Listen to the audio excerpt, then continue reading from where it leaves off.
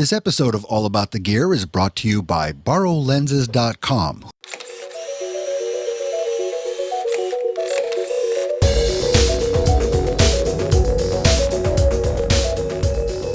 All right, here we go. I'm excited for this episode, Doug. This is one we've been getting lots and lots of response from on social media, different Google Plus, Twitter, Facebook. People have been asking us to do this particular review, and the camera that we're going to be talking about is the Fuji X-T1 in this episode of All About the Gear. Doug K, what's going on with you, man? You had your hands on this camera for what, a couple weeks now? Is it the mythical ultimate camera that people are making it out to be?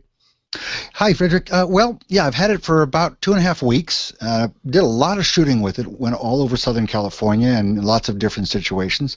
And I got to tell you, this is a camera that the early, not reviews, but the early opinions about this camera were ones that made me think I really, really was going to love this camera. I thought this was a camera that might make me sell everything else I had bought and go this way. That's what I've been hearing. Yeah, but I got to tell you, at the end of the day, it doesn't quite live up to the hype. And maybe that's my fault because I had such high expectations, but we'll go through it. It's just not quite what I was hoping it would be. Interesting, because I was talking to several people. I mean, I follow Zach Arias online, obviously, and he's over the moon about this camera. And who else? Well, I follow, obviously Valerie Jardin, right? That comes on This Week in Photo from time to time. She's not shooting this camera, but she's in love with the Fuji world and the color and that they produce. So, those are two strong data points that kind of point towards this being the holy grail. So we'll see. So give me the basics of this. So what are the basics of sensor size, cost, all that good stuff? Okay, so the X-T1 is the third camera in the X-T family. There was the X-E1, which we reviewed on All About the Gear. Yeah. The X-E2 we skipped, and now the X-T1. It's a 16 megapixel camera with an APS-C size sensor, so that's a 1.5 crop. Mm-hmm. Same sensor as in the X-E2, so they haven't upgraded the sensor. $1,300 for the body, $1,700 with a pretty good kit lens. It's an 18 to 55 zoom. Yep. They've added weather sealing, which is a nice touch. Mm-hmm. And so it's a little beefier, let's say. And as you can see, it's a little more of a DSLR style camera. The viewfinder's in the center instead of off to one side. This little flash, by the way, comes with the camera, which is sort of nice if I can figure out how to take it off. The flash, where's the flash? There's the flash. The flash is a separate little piece. It flips up. You can shove it in your pocket, so it's real nice. Mm-hmm. But that's the concept there. It just sits in the accessory shoe, and you use it when you want to. I think that's a good model for lots of people to use in the future. Yeah. What about size? Is that size comparison to, say, the Olympus, the new Olympus OMD EM1 that we reviewed? Is it a similar size, bigger, smaller? That's a good question. I think it is about the same size. It might be slightly larger than the OMD EM1. Let's give you a comparison here. I happen to have right next to me the Sony A6000. So compared to the A6000, if I can figure out how to make this work on the camera. Left is right, right is left. I know. All right. So it is about the same width. But if you were looking at them in another axis, you'd see that the X-T1 is about 3/4 of an inch higher, taller. I see. Okay. And that's because of the hump in the middle for the viewfinder and some of the controls. Got it. I'll tell you, when I picked it up, at first I said, "Wow, it feels heavy." Of course, I'd been shooting with the little Sonys and the diminutive. I shouldn't try to say that word. The diminutive OMD EM10, but in fact, it weighs about the same as an OMD EM1. Interesting. Okay. So what about? So that's sort of the overall feel of the camera, in comparison to some of the other ones, in at least that the weight range. But what about? Let's just shift gears a little bit and talk about Fuji, the company. So we've heard lots of like we were saying at the beginning, lots of good stuff about the products that they're pumping out. But for me, Fuji's like a little bit of a black box for me. I kind of know what's happening at Panasonic and, you know, and Olympus and some of the troubles that they had, you know. So I kind of know what's going on inside the company over there and kind of what their ethos is with regard to photography. What have you found, you know, kind of what's going on at Fuji? Yeah, very good point, Frederick. I think Fuji's one of the best kept secrets out there, which of course must drive their marketing people crazy for me to say that. Yeah, that's not good for a company. Yeah, and it's a bit of a cult. Those people like Valerie and Zach who are using these cameras, they love them, and they're completely justified in what they say. I can't disagree with anything that I've heard about this camera in a positive light. They make excellent cameras. And more so than any other camera manufacturer that I know of today, they really listen to their users. It's the company that comes out with firmware updates that not only fix a few problems here and there, but actually enhance the usability of the camera. Yeah. And that to me is a marvelous attitude because, you know, it makes you. It's like getting an iPhone or an Android phone and having it constantly get better and better because of new apps. Yeah, yeah. So instead of just fixing bugs, they actually, hey, now you have focus peaking. Yeah. Oh, wow. Yeah. No, they actually do. And so, you know, they're a little bit out of the ordinary. They have an unusual sensor technology called the X-Trans sensor, which is actually very good. It used to be that when it first got into the world of Lightroom and Adobe Camera Raw, that they couldn't really process the raw files very well, or if they did, they were huge. That's been fixed. So now the raw files work very well in all the software that you need them to work with. And what's X-Trans? Do you know, like, what's magic about the X-Trans sensor? It's it's got that dust we've talked about. Yeah. You know, magic sensor dust. Magic Fuji, like Fuji sensor dust. Yeah. Ground up from a unicorn, you know. It's the name. What it actually means is the normal sensors in almost every other camera is called a Bayer pattern, and that is if you look at a square, if you look at 2 by 2 pixels, you have a red, a blue, and 2 greens. And that pattern repeats itself throughout the sensor. And what they've done in the X-Trans sensor is they've somewhat randomized that pattern. And because it doesn't repeat the same pattern every 2 pixels vertically and every 2 pixels horizontally, it's pretty much immune to moire patterns and so forth. So they've been one of the first manufacturers who's left off the anti-aliasing filter, for example, forever. Yeah. Again, I'm not speaking technology here. The images are beautiful. The camera creates gorgeous image. That's the strongest point for the camera. All right. So one of the things that always comes up when people are considering these new fangled mirrorless cameras is the EVF, right? Yeah. I mean, because we went from the battle between, you know, you got to have the rangefinder style viewfinder or you're not a real photographer, and these lower quality EVFs or electronic viewfinders could never give an accurate representation of the scene like an optical viewfinder or TTL viewfinder could.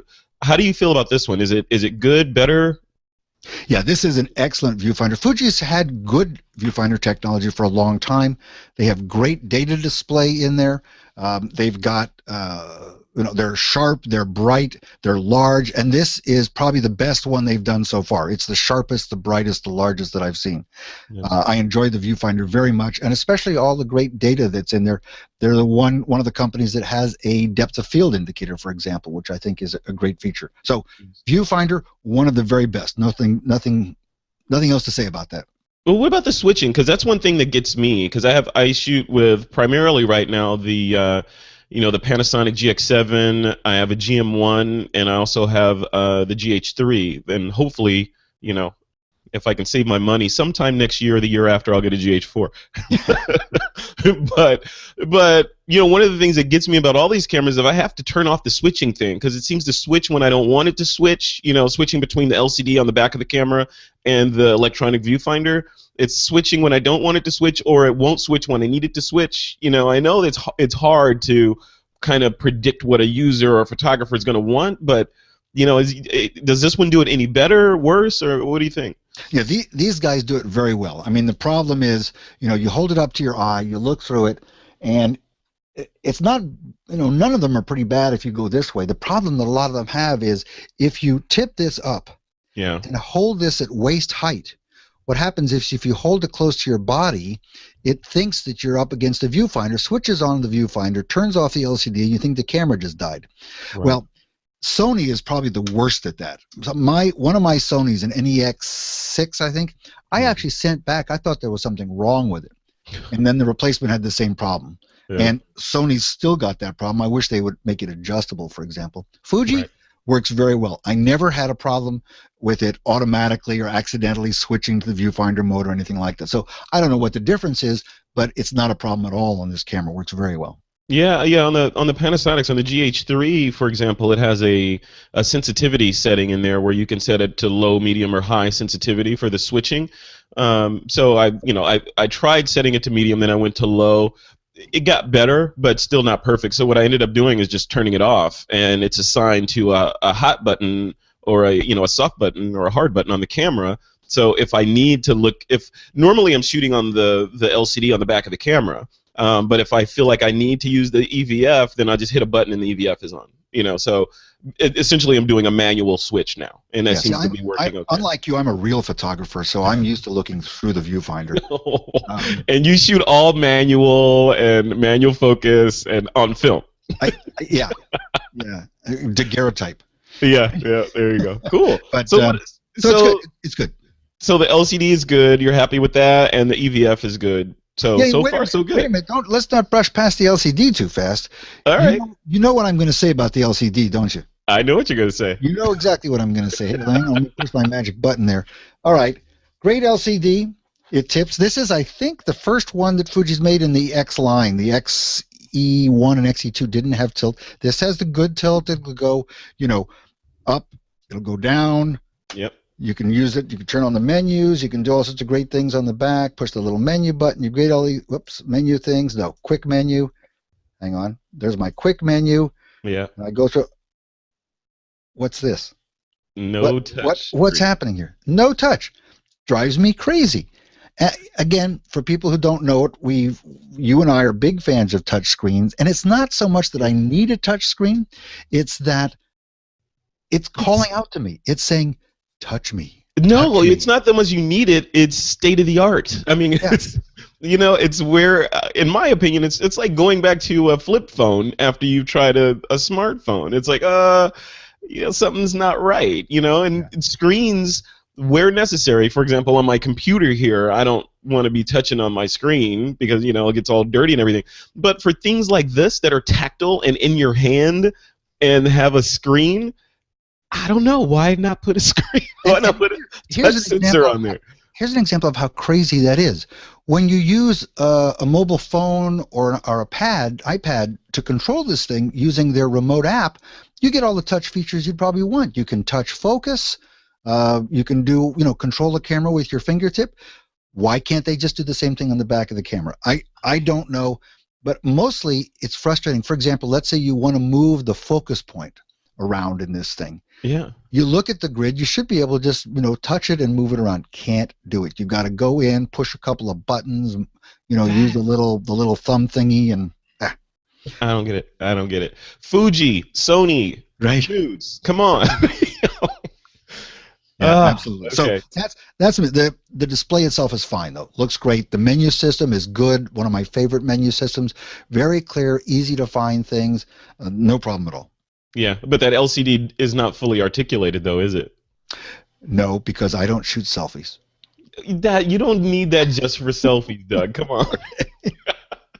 No, that is an invaluable. I'll tell you. So the fully articulated LCD, being able to flip it around and go forward, down. I use that all the time on the GH3 because I'll have it down on the ground and like literally laying on the ground and the LCD is pointing up, or I'll have it up and pointing down. I'll be shooting video. Like this one instance, I was in New Zealand. I was doing some video of Trey Ratcliffe. Had the camera on a tripod. The sun was in the wrong position, so I didn't want to be behind the camera because it would cast a shadow. So I was standing kind of perpendicular to the camera. So the camera's here pointing at the subject. I'm here. LCD's facing me. Subject is over there. And I'm, making sure my framing's good, my audio levels are good, and I'm standing on the side of the camera. So it just gives it gives you much more flexibility on how to preview your image, not just selfies like some people think. And I will give you the last example. That's a good one. You know, sometimes the angle of the sun is so bad that you just want to articulate it so you can see the darn thing. Yeah. But in terms of being able to put it on the ground or hold it over my head, you can do that. This kind of thing works fine. But you're absolutely right. There are times when you really want to be able to look at this at an odd angle, and those fully articulating screens, like I think Panasonic has them, great.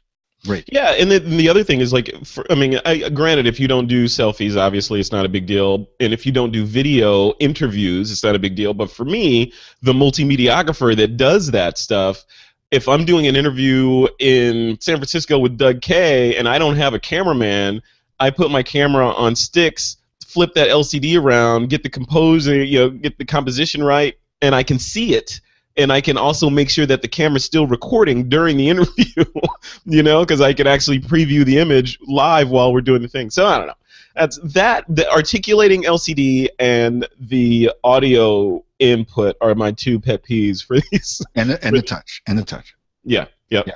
So you mentioned audio input. This does have an audio input. It's a little odd though, because the jack on this thing is, if I can find it here. It's got a mic input, right? Mm-hmm. Right there. Oh yeah, awesome. But it's not the normal size microphone jack. It's a 2.5 millimeter, so you got to get a little adapter cable to use it. Why? I don't know why. Why do they do that? Yeah, it's just a slightly smaller diameter plug, and I just I don't know. There must be a. It's like having sand in your bed. It's like this bed is awesome, it's comfortable, and then you got some dirt in there. It scratches you every time you move. It's just one little annoying thing. Yeah. It kills me. All right, so let's move on. What about the? So of course, most important thing is the sensor and the shutter and all that stuff. I know you ran that through its paces as well. What did you think? Yeah, it's good. It's got a few disappointments in that it doesn't go to an 8,000th of a second, which is sort of the state of the art. But a lot of the cameras today, like this one, are only going to 1/4000th. Sync speed's only 180th of a second. So if you want to shoot with flash, but you want to keep your shutter speed as high as possible, you've got about a third or a half a stop less to work with than you do from cameras that'll go up to a 250th, let's say. It's the continuous shooting is pretty good. It'll go 3 frames a second up to 8 frames a second. The autofocus is a little bit limited at 8 frames a second. Mm-hmm. And I think that's something we might want to jump into right away here is the autofocus. Yeah. Well, let's talk about that. Yeah. Dive right into it. I mean, this is, in all the hype that preceded the release of this camera, it was billed as the fastest autofocusing camera, period. Now, that wasn't just for mirrorless. I didn't read that it was just for continuous or just for single shot. They were just saying fastest autofocusing. Well, so was the Sony a6000, billed the same way. Well, they couldn't both be right. Right. Like, how do they measure that? I mean, is there some sort of governing body that grants you the ability to say that you're the fastest, or is it marketing people saying, "Hey, let's just say it"? No, that would be me. I'm the ultimate authority. Okay, got it. Well, me and everyone else who reviews these things, and of course, we always turn to our good friend Gordon Lang, who does such an amazing job of reviewing these cameras. I was going to say that Gordon's the authority on this stuff. So. Right. We better stop talking about it. It's going to go to his head. Yeah. But luckily, I had this and the Sony a6000 at the same time. Cool. And I got to compare them. This camera was actually a little disappointing in the continuous autofocus. Now, what are we saying? Continuous autofocus is when you're shooting action. You're shooting somebody running towards you, something moving in and out, sports, kids, animals, anything like that. That's continuous autofocus, where you're trying to track someone or something, and you're probably trying to shoot continuous images. You want to set it on 3 or 8 frames a second and go ching, ching, ching, ching, ching, ching as they're moving towards you. Right. This camera is pretty good. It's certainly better than most that are out there. It is not quite as good as the Sony a6000, which we'll discuss on a future show, but it's probably the best continuous autofocus I've used on a camera that costs less than $5,000. No, Doug. Let me just interject a quick question here. So, the claim of being the world's or the Milky Way's fastest autofocus system, Is that, do you, and I know we don't have any metrics on this, but do you think that's based on just the single servo, meaning, okay, here's a scene, a flower is in the scene, it's out of focus, do a half press, now it's in focus, and the time measurement between the time you half press and it locks focus, or is it the ability for it to keep a subject in focus and the speed at which it can keep something in focus without missing a frame, say? Right. So let's give those things a name. Let's call the first example focus acquisition. Okay. So sort of like target acquisition, right? Yes. But that's where you you get the first thing in focus. How long does it take to get the first thing in focus and take the first shot or maybe the only shot? And then separate from that is how well can it track focus? Now, the one reason we separate them is they typically use different technologies. Mirrorless cameras tend to use contrast focus, where you're just looking for contrasting edges for focus acquisition. Yeah. But the newer ones like this will use phase detection, which is a more sophisticated technology for actually anticipating movement. So this camera isn't the best at any of them, but it is very good at acquisition. I thought it was excellent for first shot focus acquisition. Okay. It was good for continuous and tracking, but not as good as some of the others. So, for example, I think the Sony beats it in continuous. I think the Olympus OMD EM1 probably beats it in both acquisition and tracking. So, who knows? I'm sure they've got some metric that will justify their claim that it's the fastest, but in my personal hands-on use, it didn't blow me away because I've been blown away by the EM1 and the A6000. Okay. Now, what about one feature that I've been using more and more is the face detection. So, like in my cameras, you put it in face detection mode, and especially if you know you're going to be doing photos of a lot of people or street scenes, and you want the camera to weight its exposure or focusing preference on faces, which means 2 dots, 1 dot line, right? How does this camera handle that stuff? And did you try it out? I did. And face detection's sort of like touch screen. Where it first came out, it came out on low-end cameras, and you say, "Oh, what a gimmick that is!" Yeah. I think some cameras, some of the Sonys have smile detection. Yes. Some of them not only have face detection, but they have nearest eye detection. It'll focus on the nearest eye. The Panasonic GH4 does that. There you go. It's crazy. It is crazy. Well, I'll tell you, I've been using it more and more. I started to use it just when I was, for the sake of reviewing cameras, to see how well it worked, but I've been using it in my personal photography, street photography in particular, and it works very well. This camera, not so good as some of the others. Panasonic is very good, Sony's very good. This is a little bit not quite as good as those when it comes to face detection, but still a valuable feature to have. So I wouldn't, I wouldn't throw it out. Okay, cool. And what about manual focus? I use manual focus a lot, from time to time, especially when you're shooting something that's challenging and you want to turn the targeting computer off, Luke, right? So you want to take control of the X-Wing fighter, turn off the autofocus and dive in there. How is it on this one? It's really good. This camera has a number of ways that make autofocusing work well. One, of course, is peaking, but the other is this little button here called Focus Assist. And a lot of cameras have a way to get to this, such as just turning the focus ring or doing something else. But Focus Assist on this camera means there's a button in a very convenient position that will let you immediately go to that zoomed-in view for focusing, and then also use the focus peaking. So it's a dream camera for people who want to do quick manual focus. Very nice. But you have to, so you press the focus assist button and then you focus and it does a zoom and focus peaking. It gets activated. Yes. But you can also you can also just turn the focus ring. You can set it up, you can configure it, but you can configure it so that turning the focus ring will also, if you're set to manual, will cause you to jump into zoom and focus peaking also. Yeah, that's how my cameras are set up, so that I don't have to do anything if I'm in a mode that will allow me to manual focus. Just turning that focus ring a little bit jumps it into that mode and zooms in, and I can zoom in on eyeballs and all that kind of stuff. Yeah, it's gotten to the point where there are so many combinations of focus. I mean, one of the nice things about this. We haven't talked too much about the controls yet. Fuji's often had this feature where, get the light on it. I'll turn it upside down. No. There is a switch here, like on some of the big DSLRs, that is manual, continuous, and single shot focus, autofocus. Okay. And again, one of the things you want to be able to do in manual focus is go in and out of manual focus quickly. On this camera, it's very, very easy to do. Very cool. So let's talk about that usability in general.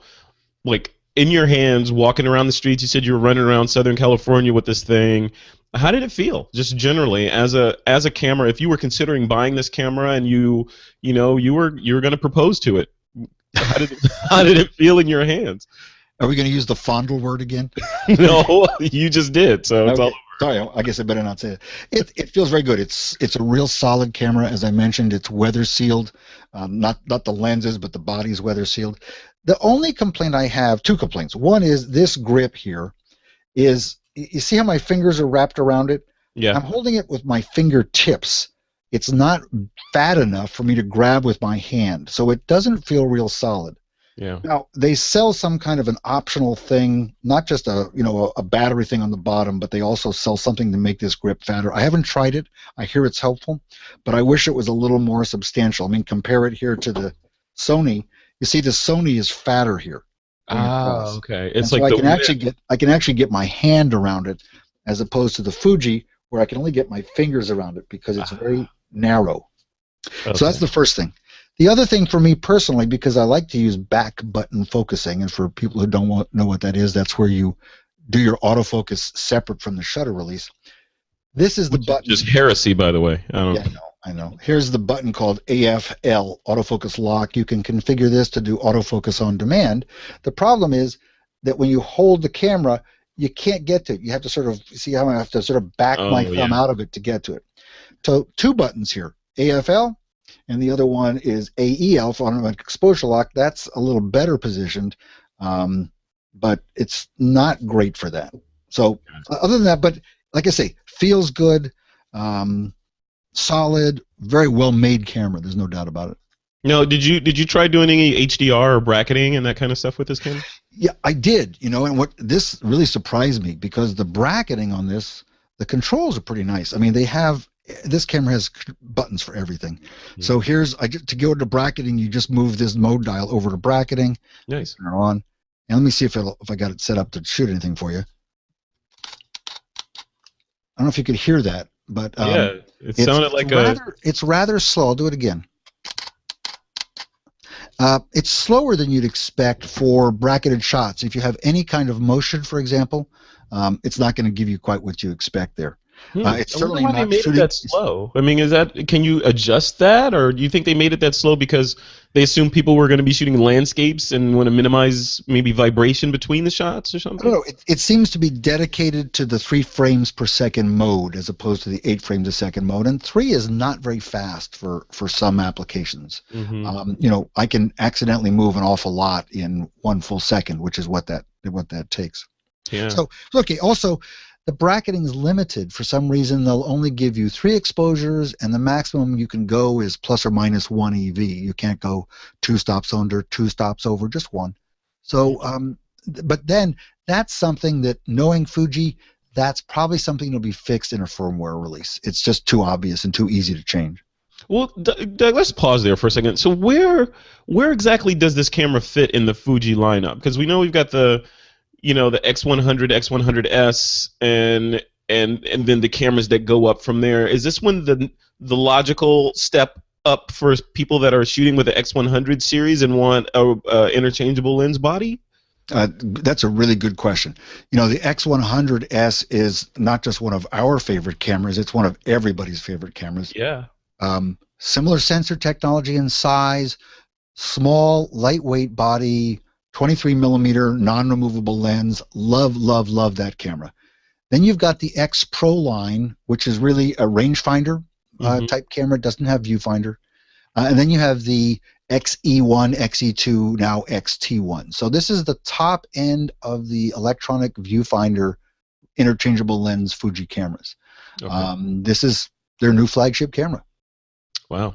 So this is the top end. Okay. So that being said, I guess the positioning of that question was this is the top end, but the bracketing is only plus or minus.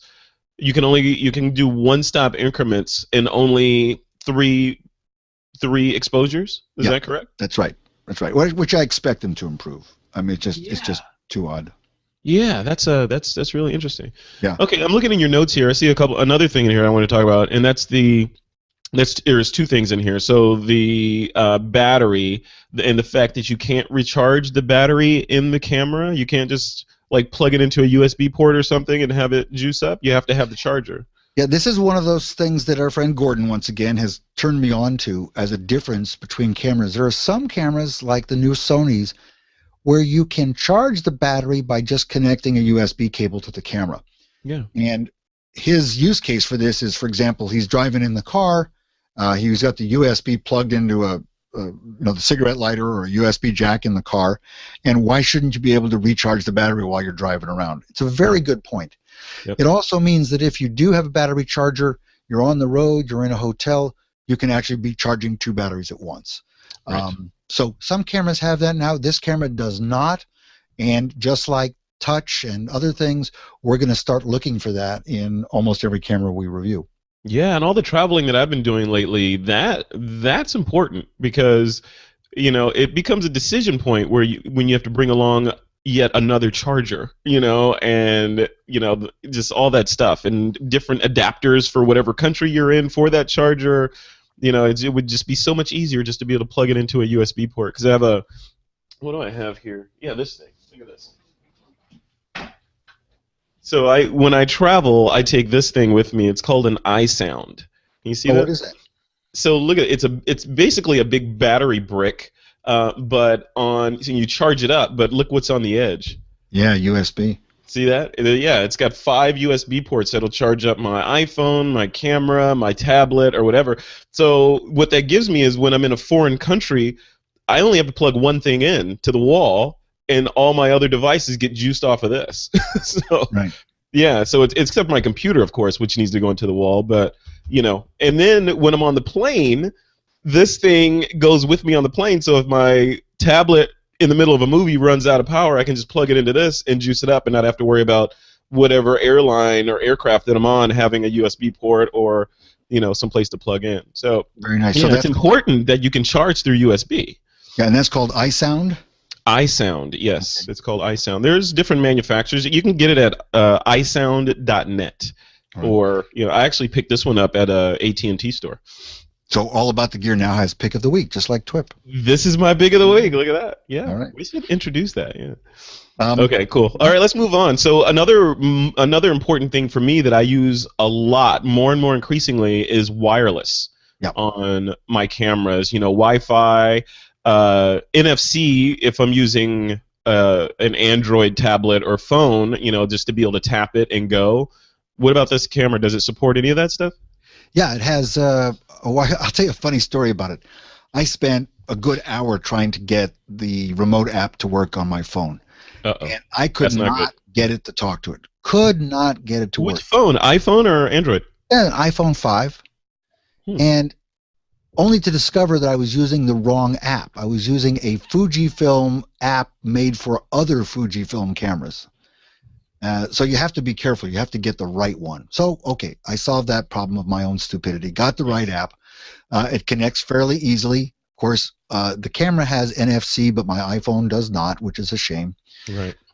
The remote app is real nice. You can control the camera. The lag time is very low. You can touch focus. You can change settings. Works great for that. Nice. However, one app that I really wanted to love because I had read about it so much was the geotagging. Uh-oh.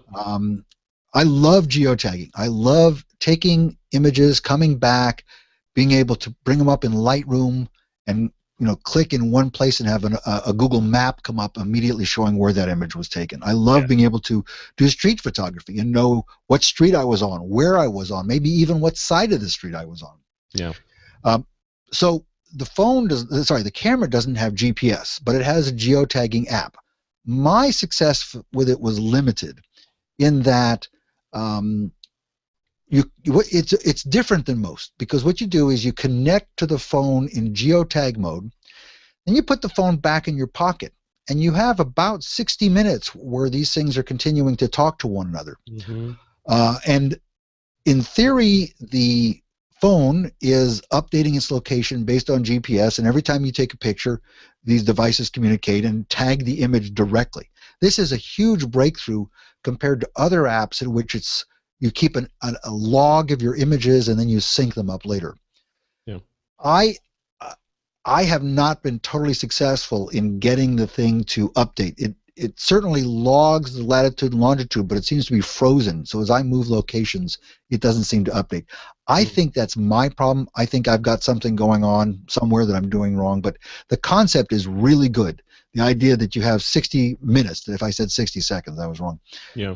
60 minutes for these things to stay in sync. The only problem is you're going to burn batteries fast, both in your phone and your camera, because when you're doing this constant communication over Wi-Fi, it really goes south pretty fast. Do you think that's a feature that's a point of potential differentiation for these new camera bodies? In other words, an area for improvement where they can add GPS, like a really robust, slick, easy to use GPS tagging, antenna inside the camera, so you're just shooting and you just hit a button and now you're tagging instead of doing all this rigmarole with apps and your phone and all this crap. I just want to be able to go out, hit a button, I'm in some cool location, and hit a button and have it track me. And then, maybe put a little satellite in the viewfinder to let me know what it's doing. And then when I'm done, I hit the button again, it's over. You think that's coming? I mean, it's there. I think there are a lot of cameras that we haven't tested, a lot of point and shoots that have this feature built in. I have, an expensive GPS I add on to my Nikons to do it. It's cumbersome because it's an extra gadget and a cable. I've seen that, yeah. I love it. The geotagging for me is similar to an articulating LCD for you. It's something that I would use a lot. We don't see it enough. I'm hoping that's going to improve. And the only problem is, in all cases that I've seen, it does burn up batteries. And these cameras, we love them because they're small and they're light, but that means smaller batteries. That means you have to carry multiple batteries. And if you've got geotagging on, you might want to take 3 batteries instead of 2, for example. Yeah. Well, I can see how when a manufacturer / marketing department / R&D team are trying to figure out which features to prioritize into the next release of a camera, how they could look at it and say, GPS, how many people really travel around the world all the time and need to pinpoint their location versus Wi-Fi or NFC? I could see how it could be put down on the list and be pushed down, but I don't know. I agree with you. I think the time may be nearing that, it needs to become a standard feature. Yeah, also in terms of how it ties into social media and keeping a track of where you are, of posting images online and having people know where they were taken as well as you knowing yourself. So I think it's going to be an increasingly important feature. So Doug, give me an overview just generally. I know we talked about the look and feel or the overall ergonomics of the camera, but what about the controls and just that in your hand feel of the camera? How does it feel as like you're a seasoned photographer. When you pick this thing up, can you get to all the buttons? Is it good? Is it bad? Is it confusing? The controls are my favorite feature of all these Fuji cameras. It's got a philosophy that's a little different than others. I want to point out that this camera has no what we call the PASM dial. That's program, aperture priority, shutter priority manual. That doesn't exist on this camera. It hasn't been on there on the X100S. It hasn't been on their XE1, XE2. They do something that to me is a lot more logical, and that is, here's your shutter speed dial, for example. And you can set your shutter speed, or you set it to A for automatic, which says, let the camera decide what my shutter speed should be. Yep. Same for my ISO. You select an ISO, or you put it in the A position for automatic. Same for aperture. A little different on this lens than on some of the others, but here, let me show you this lens, for example. This is a new 56 f1.2 lens. Look at this. It has an aperture ring, right? Nice. Yeah. It's got, you can turn it to f1.2. You can just dial in your aperture like an old manual lens. I love that. Yeah. And if you go to A, that means, hey, camera, you decide. Well, what is shutter priority? Shutter priority means select a shutter speed, but put everything else into automatic. What is aperture priority? Select the aperture, put everything else in automatic. So that's the new model. I love it. It has controls for everything. It has DSLR style controls. What if you put everything in A, Doug? What happens? Well, that's the automatic mode of a camera. You put everything in A. It's point and shoot mode at that point. It's point and shoot mode, and it does a beautiful job at that. It's really very, very good. Let the camera decide. And, you know, there are times when, you know, you really just don't want to be bothered. Just push the damn button, right? So I love the controls on it. It has lots of extra buttons that you can configure any way you want. It has some of the best controls of any camera I've used. One thing that's weird, though, is, so I showed you this feature, which exists on the X100S, for example, which is the real aperture ring. It's actually electronic, but it feels like it's an old mechanical aperture ring. The problem is it's inconsistent. Here's the kit lens. It's got an aperture ring, but it doesn't have those marks. It doesn't have an A position. You have to turn it sideways and turn the A position here. So I wish that the lenses were consistent, because I do change lenses from time to time, and every time I changed the lens, I had to think twice about it. But they're great. The controls are marvelous. Probably the best controls of any small camera I've used. Wow. And the size of the controls are good for your hands? Yeah. I mean, you can't. You know, some of the buttons and things aren't good for gloves. You know, that's one of the problems of any small camera. But this, you know, this little thing back here for menus and places like that, some of the buttons are awkward with gloves. But luckily, I live in California, so we don't wear gloves here. Right, and until you travel someplace where you need that GPS, that you need gloves, and then That's right. So you know, it's a little bit of a problem, and I talked about the position of the AFL button being a little bit off and so forth. But in general, very good. So okay, switch gears to you were holding up that beautiful lens there. What about lens quality? What are we looking at there? This is another area where I think Fuji's terrific. You can the kit lens that I've got here is an 18-55 variable aperture, really a good lens. I used it quite a bit and was very happy with the images. It goes, like I say, up to 55 millimeter. Now here is a 55 to 200. So this is your long telephoto is equivalent up to about a 300 on a full frame camera. Also an excellent lens. Unfortunately, I found myself switching back and forth between this one and the kit lens. For some reason, 55 millimeter is a point where I wish there was sort of a super zoom that covered the whole range, but very good lens. This one, let's see, we got the prices here.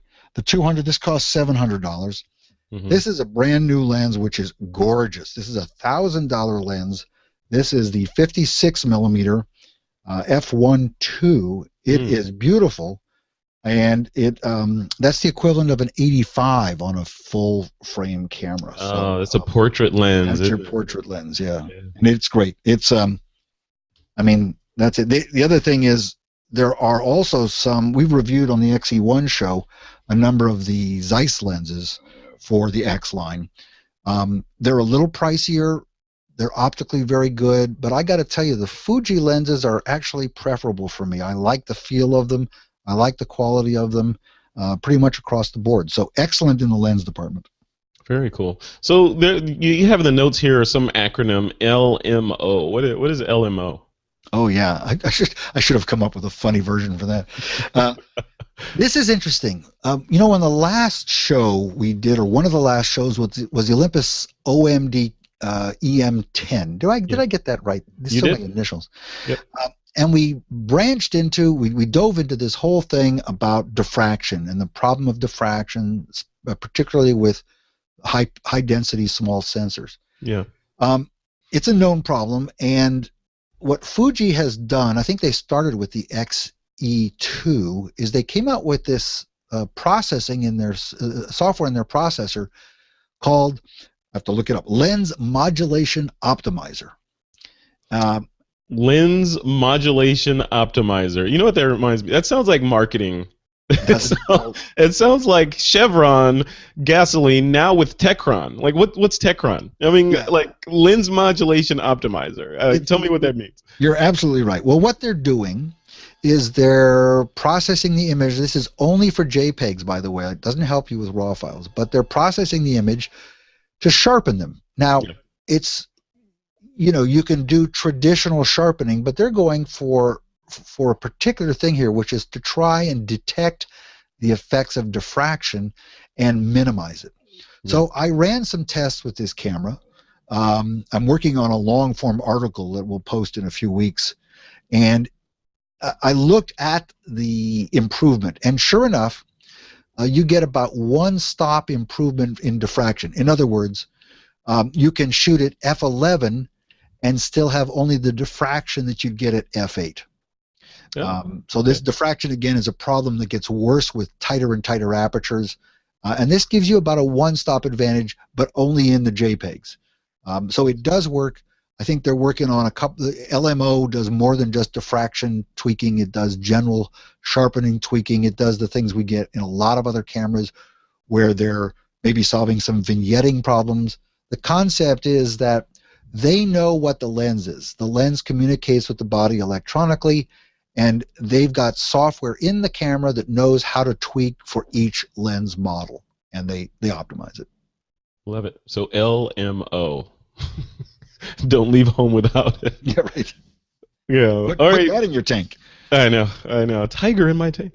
What about video, Doug? So, I'm a big video guy, and increasingly so. I've been doing lots of video with my mirrorless cameras, and that's one of the main reasons why I am using mirrorless cameras, is because they do video so well. How is the video on this guy? I'm not the video fanatic that you are, but I do test. I didn't say fanatic. I said guy. So. Well, what was that word? Multimediographer? Thank you. That's what I am. Is that like LMO? Yes, it is. It is marketing hype from the marketer over here. Okay. Well, at least you know what you're doing. That's good. That's right. Yeah. But these are not the droids you're looking for. May the force be with you. That's right.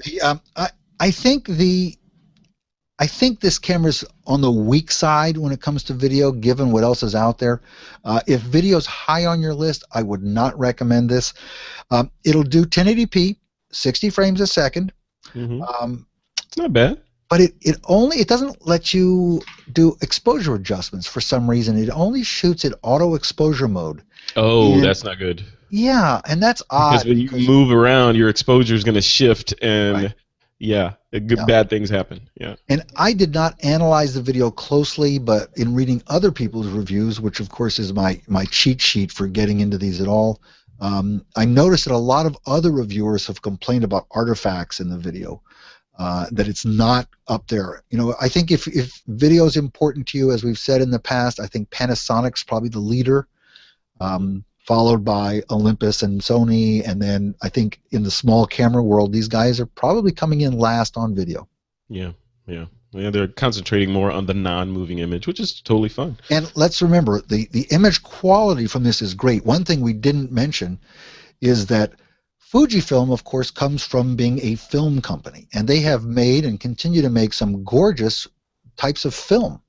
Yeah. And in this camera, you can dial in a film emulation so that you can get a JPEG or even bracketed JPEGs with really interesting Fujifilm emulations, and they work very well. One of the nicest things to do is put it in JPEG only mode, and then you can shoot a film emulation bracket, so you can actually get 3 different JPEGs with 3 different film emulations. Oh, that's cool. Yeah. That is really cool. You can get, Velvia, you can get Astia, and you can get black and white, let's say. Mm-hmm. You can do, all these. You can do 3 different film emulations, or you can do just one, and you can do RAW plus JPEG with 1 film emulation. But it's does it? If you're doing multiple film emulations, how does it preview those to you at all, or does it?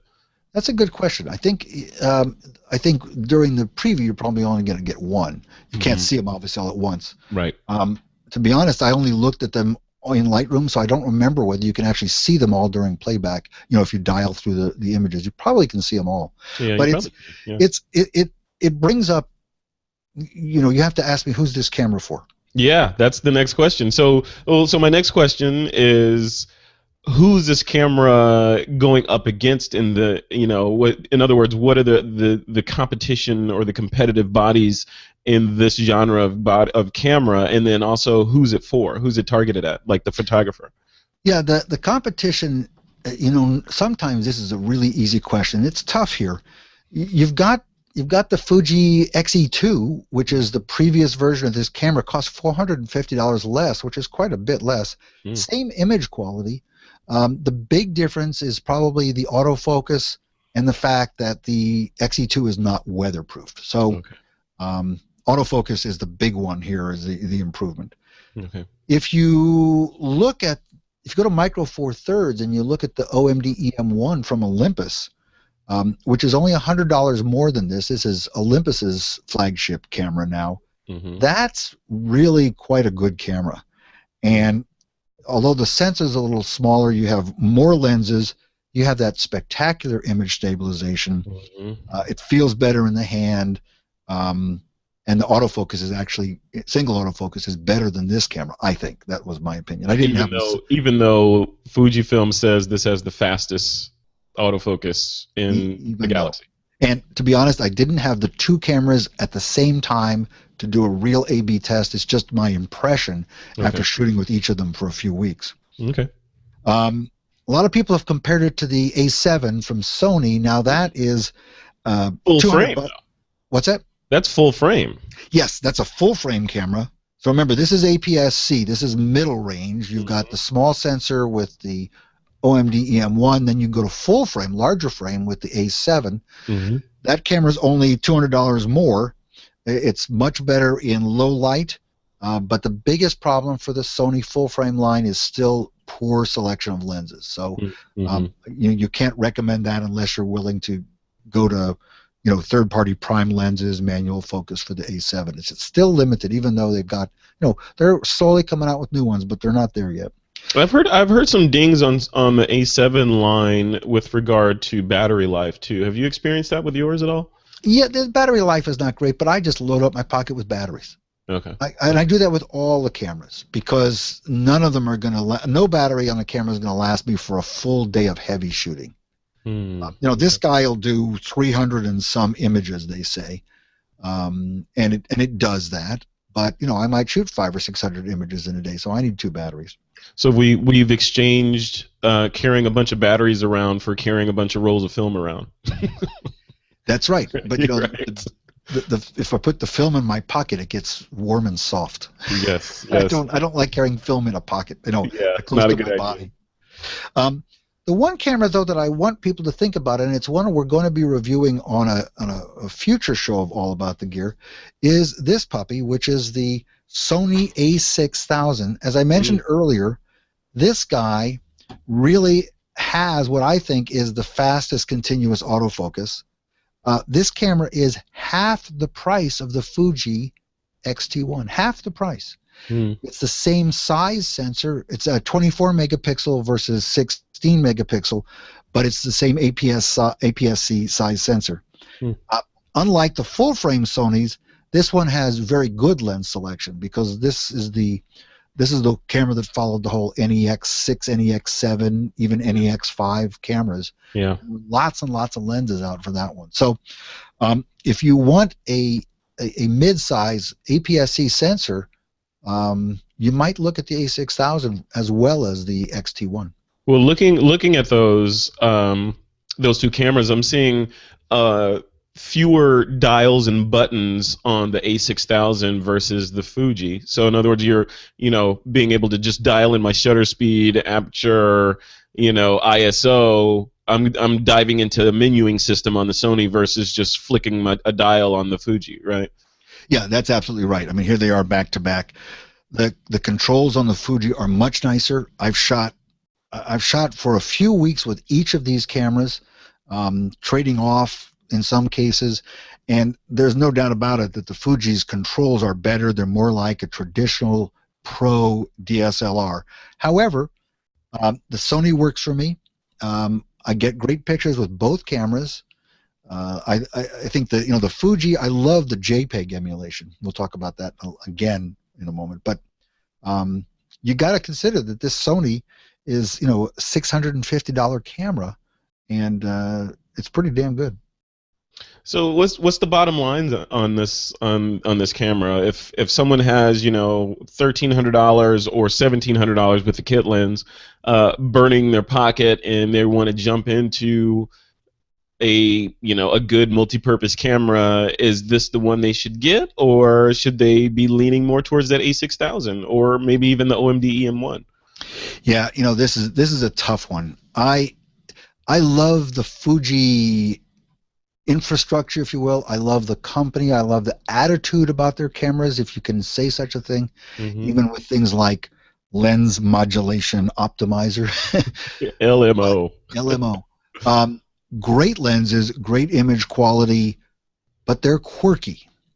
For the money, for $100 more, I think most people would probably be happier with the OMD EM1 from Olympus. That is such a spectacular camera. Yeah.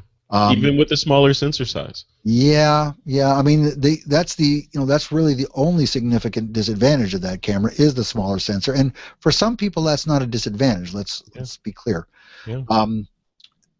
For you, for example. Yeah. And so it's tough. Olympus has a marvelous camera. The Fuji X-T1 is a good camera, but Olympus has sort of hit it out of the park with the EM1. Sony is the company that's probably doing the most innovating these days, and so I'm sort of on the Sony bandwagon with my personal gear because I'm appreciating all the new things that they're doing, and that's why my own cameras are Sony. That doesn't mean I would recommend them for everyone because they're harder to use. The lens selection is weaker than most, but it's tough. One person I think who really might want the X-T1 though is somebody who's going to shoot JPEG, or shoot JPEG once in a while. If you don't want to use Lightroom or Photoshop, if you want to make really nice, high-quality images straight out of the camera, I think that's the forte of all of the Fuji cameras, because these film emulations are beautiful.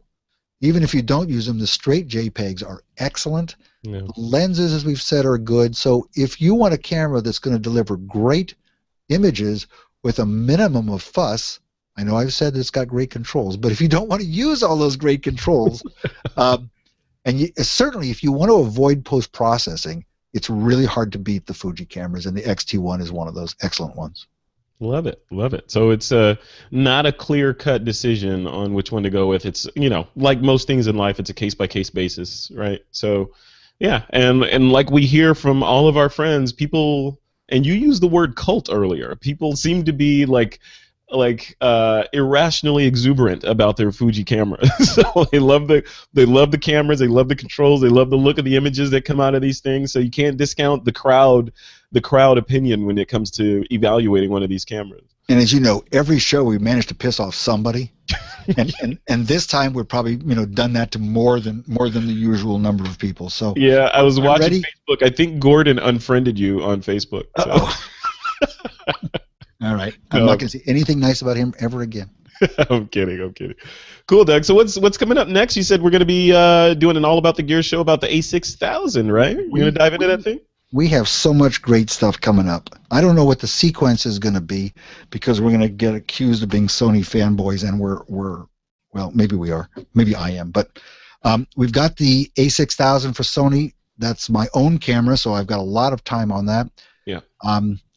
But we've also got, getting a hold of this in just a few days, is camera you mentioned, which is the Panasonic Lumix GH4. Yes. I have some things I really want to try with that. Not only am I going to put the video to a test, but we're going to try a couple of interesting experiments I'm not going to mention yet. But we're going to try. You know why I want that camera? Because the GH3 is an awesome camera. I love it. But the one thing that I'm missing on the GH3 that the GH4 has, aside from 4K video, is focus peaking. The GH3 does not have focus peaking. GH4 has focus peaking. So what's up with that? What's up with that? And I'm getting older. I need focus peaking. Come on.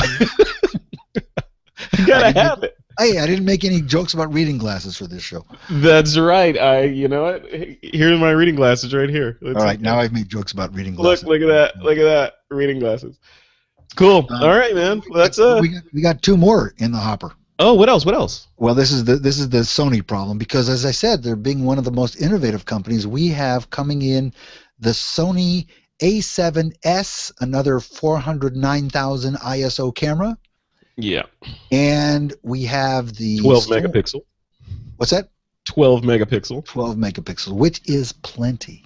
Yeah. Okay. And then we have the Sony RX100 Mark III. This is the little point and shoot that has a pop-up EVF, a pop-up viewfinder that I'm really looking forward to using. Which is one of the, because I have a, where is it? I have the Mark II, or the previous version to that camera, and that is one of the most requested feature, or was one of the most requested features, is having a really nice pop-up EVF on the thing, and now we have it, right? So anyway, we've got 3 Sonys and a Panasonic coming up in the next few weeks.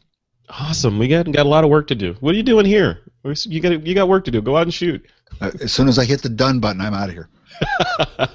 All right, man. Thanks a lot for this. That's another wonderful episode of All About the Gear. I guess we'll see you next time. Thanks, Frederick. It was a pleasure. Yeah, likewise. See you later.